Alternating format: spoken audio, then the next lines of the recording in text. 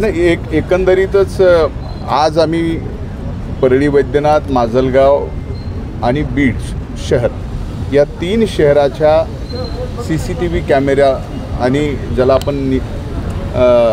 नियंत्रण व्यवस्था म्हणतो ती व्यवस्था बसवण्याचं आणि त्याचं उद्घाटन आम्ही आज करतो। यामुळे नक्कीच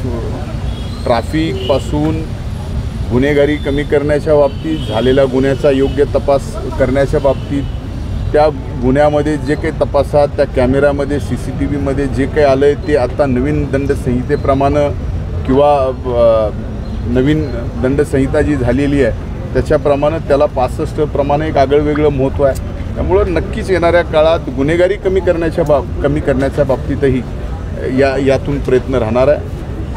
वाहतूक व्यवस्था सुरळीत व्हावी, ॲक्सिडेंटच्या बाबतीमध्ये खरं काय घडलं आहे ते नेमकं पोलिसांच्या समोर यावं,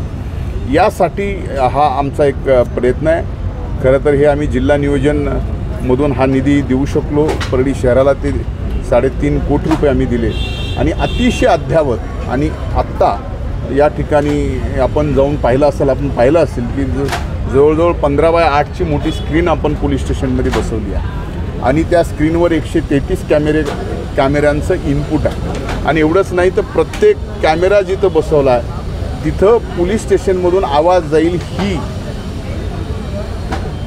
व्यवस्था पण या सिस्टीममध्ये आहे की कुठं ट्रॅफिक आहे, कुणी अचानक गाडी कुठं लावली तिथपर्यंत आवाज जाणं, पोलीस पोचायला वेळ लागतो, एखादी घटना घडायच्या अगोदर ह्या सगळ्या गोष्टी आपण इथून नियंत्रित करू शकतो, असं सगळी व्यवस्था या ठिकाणी उभी केलेली आहे। मला आनंद आहे की पोलीस यंत्रणा याचा अतिशय कटाक्षाने या सगळ्या गोष्टीच्यावर नियंत्रण ठेवतील, निगराणीही ठेवतील आणि परळी शहरातल्या सुद्धा सर्व सामान्य नागरिकाला कुठंतरी एक छोट्या मोठ्या चोऱ्या चपाट्या असतात, कुठं काय होतं, काय घटना होत्यात, त्या सगळ्या गोष्टीपासून हे सगळं पाहणारा एक कुणीतरी या परळी शहरामध्ये आहे ज्याचा डायरेक्ट इनपुट हा पोलीस स्टेशनला, त्याचं एक वेगळंच समाधान आणि या ठिकाणी होतं। त्याचा मला नक्कीच आनंद आहे की आज मीच एक परळी शहराच्या बाबतीत एक पाहिलेलं स्वप्न आज या ठिकाणी मला पूर्ण करता आलं आणि आज आम्ही हे 3.5 कोटी रुपयाची व्यवस्था पोलीस यंत्रणेला देऊ शकलो।